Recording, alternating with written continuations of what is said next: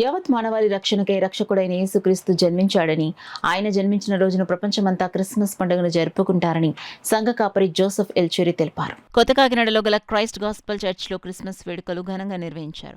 అందులో భాగంగా ఏర్పాటు చేసిన క్రిస్మస్ ఆరాధనను చర్చ్ పాస్టర్ జోసెఫ్ ఎల్చురి దైవ ప్రార్థన చేసి ప్రారంభించారు. కార్యక్రమంలో భాగంగా చర్చ్ క్వైర్ స్తుతి గీతాలు ఆలపించారు. క్రిస్మస్ ఆరాధనలో భాగంగా చర్చ్ పాస్టర్ ఎల్చురి జోసెఫ్ వాక్య పరిచర్య చేసి దైవ సందేశం అందించారు.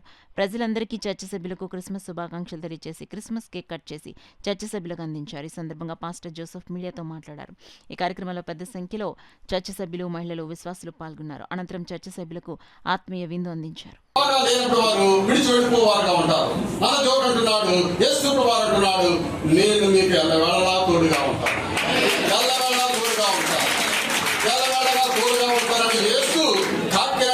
ప్రజలకు ఆయన సెలవుగా నేను మీతో ఉంటాను, మీతో ఉంటాను.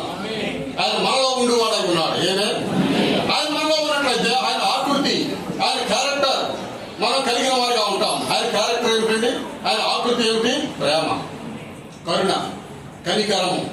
అది ఆయనలో ఉన్నది. ఆయన మనలోకి వచ్చినట్లయితే ఆ ప్రేమ, కనికరము కలిగిన వారిగా మనం ఉంటాము. ప్రేమను చూపించే వారిగా మనం ఉంటాము. లోకానికి మనం ఎప్పుడైతే లోకానికి ప్రేమను చూపిస్తామో, కనికరాన్ని చూపిస్తామో, వారందరూ కూడా తెలుసుకుంటారు దేవుడు ప్రేమమయుడని, దేవుడు కనికరం కలవాడని ఈ లోకంలో ప్రజలందరూ కూడా తెలుసుకుంటారు. కాబట్టి ఈ క్రిస్మస్ సమయము లేకపోతే Christmas season, there is a reason for the season.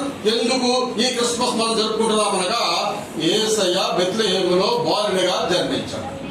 బెత్లెహేములో బాలునిగా జన్మించాడు. పశువుల పాకలో జన్మించడం రాబడినది. పశువుల పాకలో జన్మించినప్పుడు కూడా ఆయన జన్మించగానే పశువుల పాక అంతా కూడా మహిమాయుక్తమై మారిపోయింది, మహిమగా మారిపోయింది. అదే విధంగా నీచముగా ఉన్న మన హృదయాల్లోనికి యేసయ్య జన్మించినట్లయితే నీచమైన మన హృదయాలు పరిశుద్ధంగా మార్చబడతాయి. అదే క్రైస్తవ్యము. దేవుడు మమ్మల్ని దీవించును గాక. Thank you very much.